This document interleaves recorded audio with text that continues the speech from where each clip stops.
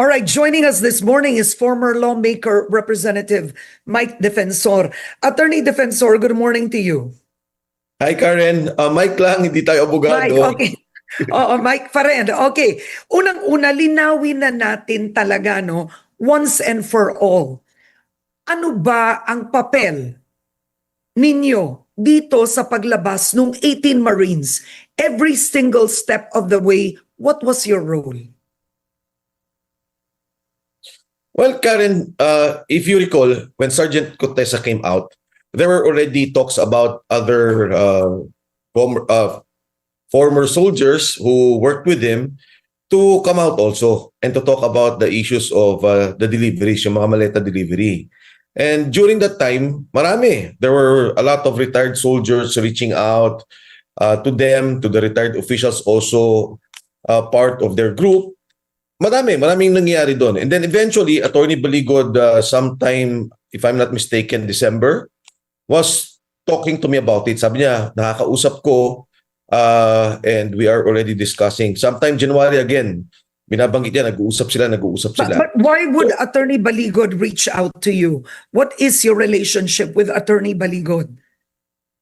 Because Attorney Baligod also knew that I was, he knew that I was with Cotesa, and that eventually, sabi niya sa akin, yung mga kasama lalabas, nakakausap ko na.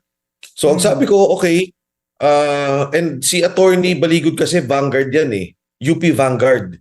So alam naman natin, in UP, yung mga Vanguard, they're connected with many military officials. So I knew that, he had a strong connection with them. And so sometime, I think, a week before that, sabi niya, ito na, meron na kaming ginawa na may mga draft na ginagawa na sila about the affidavit. Eventually, they said we will be coming out.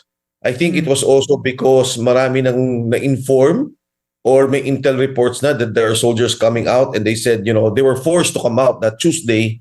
And sabi ko, sige, I'll help kung ano man matutulong ko. I was helping before that, and I was helping during the press conference. And okay. Did you read the affidavits before you helped them out? Because you kept saying, even when I believe you went personally to the NBI. Tama, no? Yes. Did you Yes. go? You did say you did not take part in crafting the affidavits. Did you read the affidavits? It was just one affidavit that I saw, which eventually came out. Ito yung sinasabi ni Ombudsman Boying Rimulya, and nakita ko naman. In fact, nakita ko to, the signed affidavit, the day before it was going to come out. The afternoon before it was going to come out, I didn't have a copy. Okay. I saw the affidavit, and then nakuha ko lang yung copy after the press conference. So is it right to say, Mike, that you actually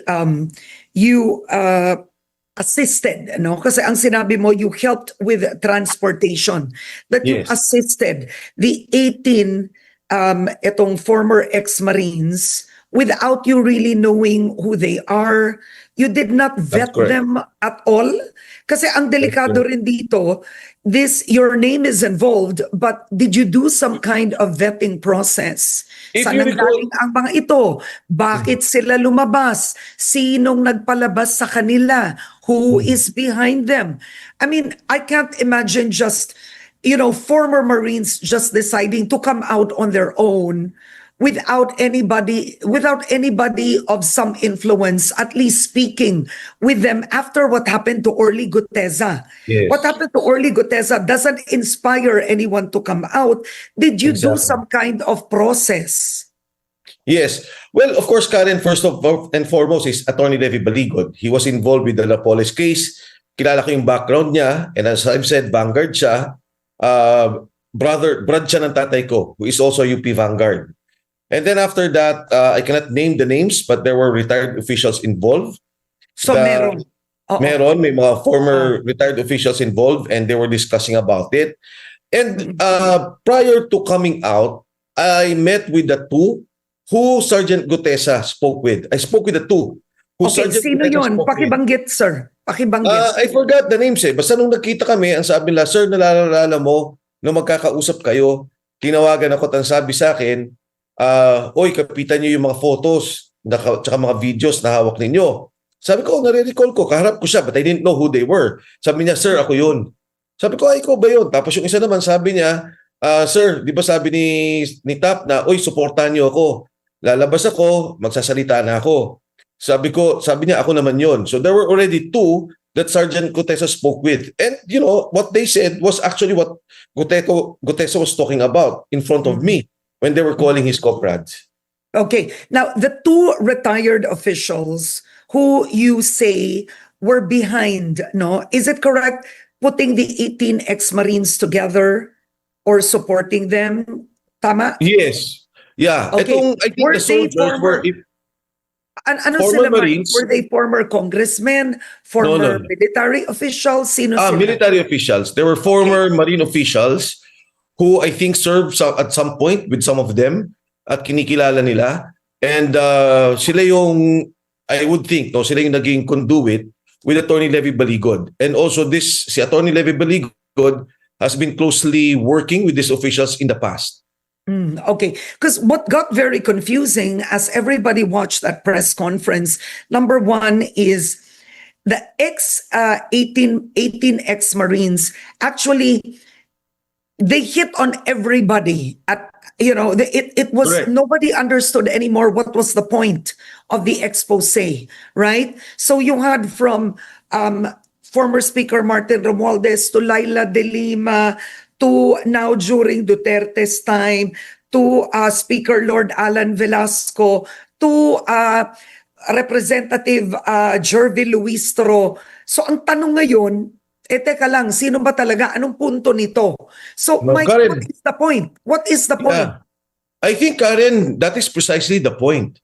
The Marines have no malice in coming out with what they're saying. Number one, I heard the report that when Boying Rimula came out, sabi niya, panahon niya ni Lord Velasco, panahon niya ni President Duterte, and I'm happy that he admitted the truth to the deliveries. I think that's the main point.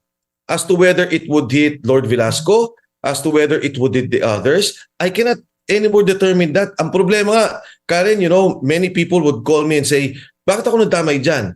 Bakit ako nasama dyan? Inosente ang sinabi ng mga sundalo. They were talking about what they witnessed. They're talking about what they see. And Karen, if you recall, ang unang sinasabi ng gobyerno, and up to now, that is the narrative of the government, Saldico is the mastermind of the corruption in the Philippines. Siya yung nagnakaw, siya yung head ng flood control scandal, siya yung gumawa ng pera sa basura. Siya yung pinuno o mastermind ng lahat ng to. And ito ngayon yung mga tao niya. Yung mga tao niya are saying, we delivered to this person, we saw and we witnessed this person getting money. And I think that's precisely the point. Walang politika to, walang narrative, walang script. They are talking about what they saw. As to how the ombudsman will now determine, ano ba yan, saan ba yan galing? Ang problema ka rin, sinasabi ko sabi nila Saldi ko yung boss. Pero nung nagsalita yung mga tao na mga kasama niya, na nagdi-deliver ng pera, all of a sudden di-discredit. So I don't anymore know, para bang ang nangyayari ngayon, yung Pilipino, yung sambayan na nakikinig, nanonood, parang, tao sila ni Saldi, and yet you do not want to investigate them. And yet you do not want to accept what they are saying. Ayaw nyo mang imbestigan sa Blue Ribbon Committee, ginugulo na kayo ng NBI, tapos wala pa magkaso para ng abogado yung ombudsman at NBI doon sa posisyon na pinipresenta ng mga sundalo. Now, kasi in any investigation or in any expose, as we've seen through the years, it has to be focused, it's intended, there has to be a target and a conclusion that at least a result of a specific investigation. With the expose of the 18 ex-Marines, now it seems, who do we really want investigated? If I were to ask you now, who should the government investigate, considering that they've alleged that there are so many government officials who allegedly received money, and not all of them are exactly in the flood control scandal. You get me? Kumbaga, hindi na siya pinpointed into one specific crime. Yeah, because I think precisely, Karen, what happened in Congress was that they manipulated the budget, inaayos na yung budget, and organized, no? From the program allocation to the determination of each district, kung ano man yung nangyari dyan sa budget. Tapos may mga delivery. Now, I agree with you, maaaring yung iba dito is not really exactly from flood control scandals. I do not know where it's coming from. But that has to be determined by the Ombudsman and the NBI. Now, if I may talk about focusing on the issues. Number one, there is now an ongoing impeachment case. Si Congresswoman Luistro is included in the list of those given money, including some members of the House Justice Committee. I think it's only fair na tingnan itong mga taong to. Because di ba, while it is not yet the court, kahit yung fiscal o yung prosecutor, you can ask for a change of a prosecutor. Because alam mong tainted, because alam mong may nangyari na in the past, and they were given money to do or to act on a certain agenda, like impeaching the Vice President, which is happening now again. Pangalawa, ano ba yung delivery dito na sinasabing malalaki? Number one is the ICC. They have to look into that if they are really serious about the ICC question, because it's a major part of the affidavit submitted by the soldiers. Number two, yung delivery. Number three na. Number three, sorry. Yung delivery kay Speaker Martin Romualdez. Because they are already saying that almost 3 times a week for almost two years and 8 months, they were delivering 3 times a week to the houses of Speaker Martin Romualdez. They were delivering to Aguado, to Forbes, at dun sa mga lugar identified as the houses of Speaker Romualdez, including the townhomes. Tapos nandyan si Bongbong Marcos. Nandyan si Sandro Marcos.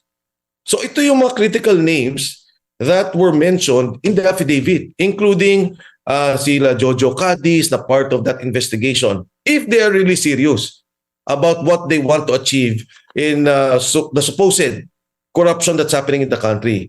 Kasi ito yung malalaking pangalan, and ang sinasabi nila, bakit isang buo? Pag tinignan mo yung affidavit, sinasabi naman na ako kasama si ganito, si ganyan, only about 3 or 4 of them, kami nag-deliver kay ganito. Ako naman kasama si ganito, kami nag-deliver kay ganito. And you know, Karen, if the ombudsman, really wants to establish yung corruption about this, the crime, or the NBI would like to establish the crime, kahit naman sulat lang they can do a motu proprio investigation and look at the allegations. Tingnan nila talaga ano yung krimen. Pangalawa, very critical yung sinasabi ni Saldico. Kasi ang hirap nung sinasabi nila na, kunyari, sinabi, mga sundalo, wala naman sinabing crime. Totoo. Delivery ng pera ang sinabi ng sundalo. Pero kung sinasabi niyo si Saldico yung head ng crime, siya yung mastermind, then we have to put it together. It may not happen now, Karen. I do not know if we can achieve this now. But I'm very, very sure that in the future, we will be able to establish the truth and the evidence, the facts about the corruption that we are seeing now in the country. First time, the massive organized corruption na nakikita natin sa ating bansa. Now, you've talked about, actually, you've enumerated 3 clear points, right? 3 clear points on what the heart of the affidavit is. So then you may have some observers questioning the credibility of, number one, the witnesses and the motive of the witnesses themselves, because all 3 purposes or exposés benefit the Vice President, right? Parang it benefits Vice President Sara Duterte, number 1. Luistro cannot be trusted because nabayaran din siya, hence, eto pa may impeachment. Pangalawa, si Duterte nasa ICC, nabayaran allegedly si Trillanes, di ba? Tapos colored yun. So very pro-Duterte ang ano doon. Then biglang pangatlo, biglang nag-anti Speaker Martin Romualdez, anti-President Marcos Jr. So you do have sectors. This is why some have questioned, why aren't many mainstream organizations or news outlets carrying it? Because you do have some that feel it was engineered. It was engineered by a certain camp. Probably, let's say, some feel it's the camp of the Vice President. I'm not saying it is, Micah, but yun ang pananaw ngayon, because you've enumerated 3 and they're all politically inclined. It is not targeted to one.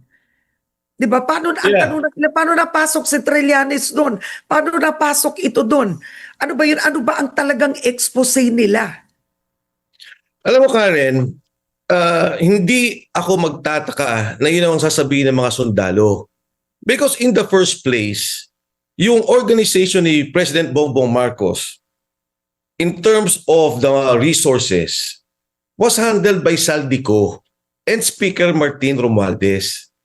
Sila yung main resource, pinanggagalingan ng pondo ng mga operation nila. Ano pong ginawa nilang operation? Di ba ang unang lang ginawang operation was the impeachment of Sara Duterte. So therefore, namimigay sila ng pera sa mga kaalyado nila.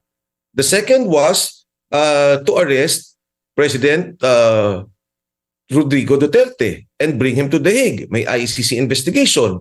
And yun din yung nakita ng mga sundalo. Yun din ang binibigyan na ng pera. You ask Saldico now, I spoken to Saldico. Sasabihin naman niya sa iyo eh. Talagang namigay sila ng pera. Yes, I have. Mike, you've spoken to Saldico recently? I've spoken to Saldico, if you recall, before the impeachment of BBM. Yung hindi tinanggap, I spoke to him about it. And I was talking to him. And I'm curious, I mean, did he call you? You called him? Because where is he exactly? I'm not sure where he is, pero kasi may conduit siya eh, na meron kaming pinag-usapan at that time, and sinasabi ko sa kanya, I need him to come out in the impeachment hearings. Wala siyang sasabing iba, but what came out in the video recordings that he came out with, yung mga kanyang sinasabi, yun lang naman yung itatanong. And kasi up to now, Karen, hindi pa official yung mga yun. Hindi pa yun napunta sa public records natin because ay tanggapin nga ng Blue Ribbon Committee. And hindi naman niya to napanauthorize as of now. So anyway, going back to my point. Yeah. So, okay. Paano magkakaroon ng, paano hindi nila pag-iisipan, yun naman talaga yung operation nila. Di ba, pagka nagkaroon ng, I would think, may iba dyan, eleksyon. So bibigyan nila yung mga kasamahan nila. Pagka nagkakaroon ng break, tinatanong ko, sabi ko dun sa mga sundalo, bakit ba may binibigyan kayo sa townhouse ni Martin Romualdez? So hindi ho namin alam. Basta papasok dun yung mga congressmen, dalawa daw yung units. And from what I know before, isa lang ang unit ni Speaker Martin. Sabi ko, kanya na rin pala yung kabila. Yes, sir.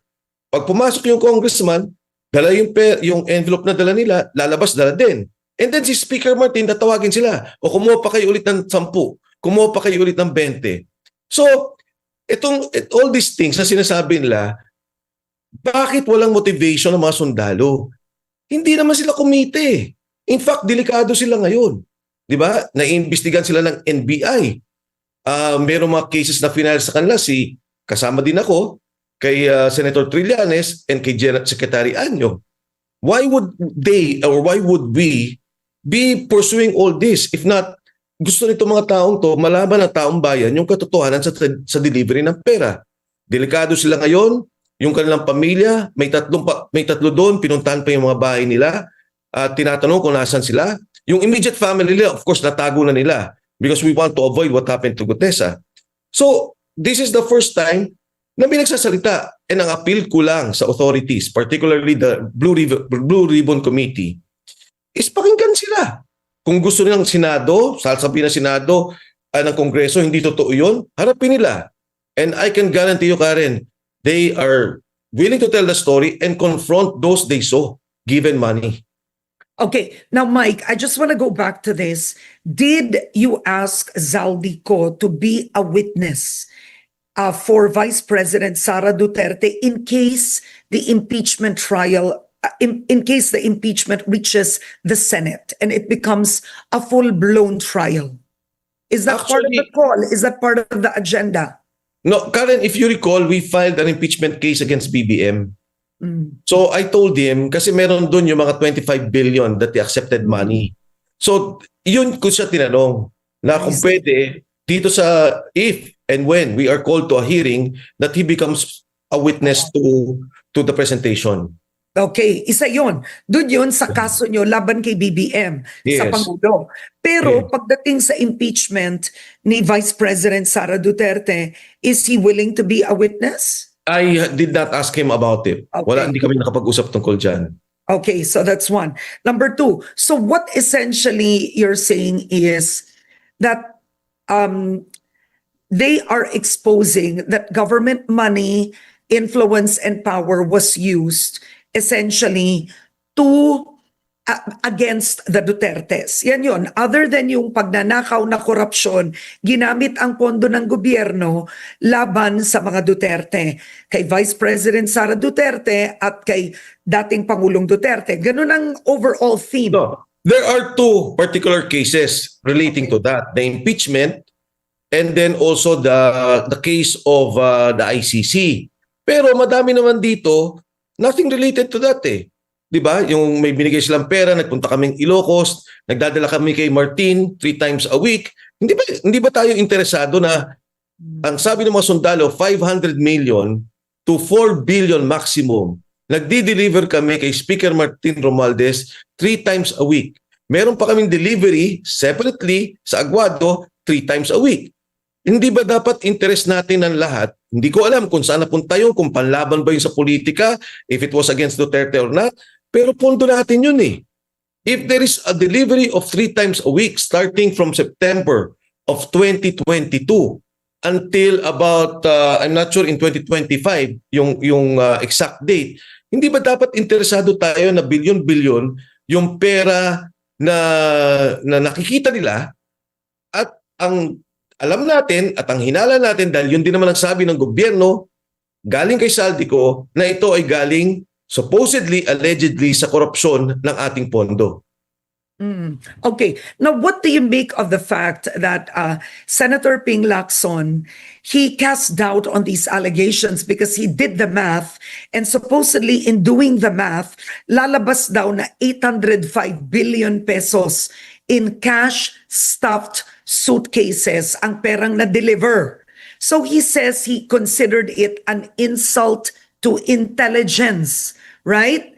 Then he said that would mean it's 800 metric tons of weight, requiring 13,000 large luggages.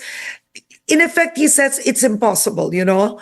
Itong mga sinasabing figures ng mga Marines. What's your take? Alam mo Karen, if we compute 4 times a month sa 1 billion na lang, that's 4 billion a month. If you put it together in 12 months, that's 48 billion a year. 1 billion lang yun 48 billion a year. So let's put it at 2 years na lang, 3 years, para mas madali natin i-compute. That's about 48, 96, siguro mga 130, 140 billion in total. That's only at 1 billion. Hindi, whether it's 800 billion or 2 billion or 4 billion, I think we have to really listen to them, look at the evidence, at pag-usapan ano ba yung delivery na yun. Remember, si Pangulong Erap nagkaroon ng kaso at 4 billion pesos. Si Pangulong GMA nagkaroon ng kaso at 300, yung the total fund nun ng PCSO, 360 million pesos. Ito, isang delivery, isang buwan na lang at 1 billion, it's already 4 billion. You're talking of one delivery in one place. If there are already 2 deliveries, that's what, 260 billion? I mean, para bang sa umpisa pa lang, pinapasinungalingan nyo na yung sinasabi ng mga sundalo, ni ayaw nyo pakinggan. Diba? Kausapin natin, harapin natin, then let's see and let's compute. Wala naman yun sa affidavit in the first place, yung 800 billion. Mike, it's interesting that you went back to history, and I think it's important to remember that former President Erap Estrada was impeached for less. Former President Gloria Macapagal Arroyo was impeached for less. Not impeached, was nakasuhan for less, right? Yeah.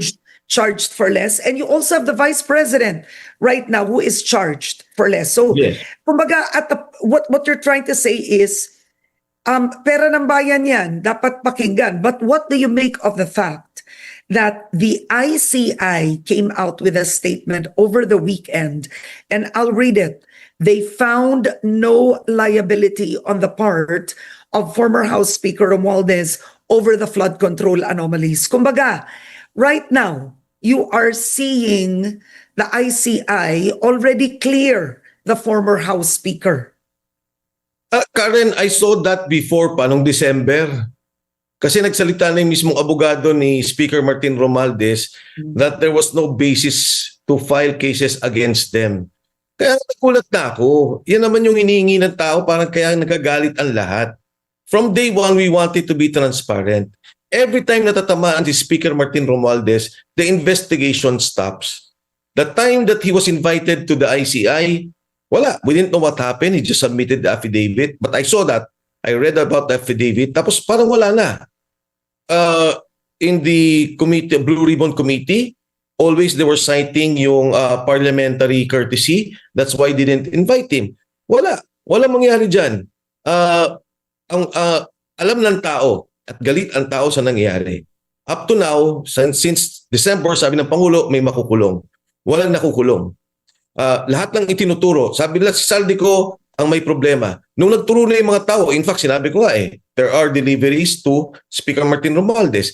Imbis na pakinggan nila yung mga Marines, immediately, outright lie, impossible, not true, credibility, not true. Para bang, di ba, Karen, if you file a case against a person, pupunta ka na fiscal. If you have enough evidence na para bang may basis, then maglalaban kayo sa korte. Then it's where the other side will say, mali yan. Yung credibility nyo is shot or there's wrong with what yung evidence na you're presenting.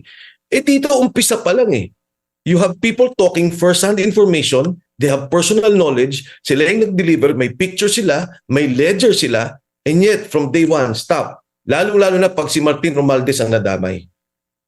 So my last question, I think we don't have enough time, 2 minutes left, but are you still optimistic? I mean, just hearing yourself right now with what you've said, umpisa pa lang, kinlear na, ayaw pakinggan, sinabi na sila ng NBI, ikaw din, sinabi na, pumunta ka ng NBI, you have the ombudsman already stating that this happened before,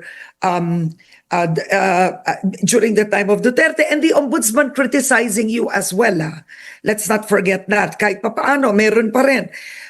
I mean, do you still believe in any sense of impartiality at this point? Frankly speaking, I mean, be honest. No, I think, I'm being honest, yung impartiality, the justice that we're all, not only me, I think the Filipino people, lahat nagsasabi, we want to see this, we want it to be transparent, wala kaming judgment on all these things, but it has to be on record. And people have to know ano ba yung nangyari, and you have to call on the others. Ito hindi nakikita ng taong bayan. So it's not just me. As to whether we will continue the fight, definitely. I think I embody the sentiment of many of the Filipinos na nakikita nila may mali, may corruption, may dapat may malagot at may pera na dapat masoli. And politically, morally, this is the correct thing to do. People should speak out. Marami na nagsasalita, marami pang lalabas. At naniniwala naman ako in the end, they cannot hide it. They cannot set it aside.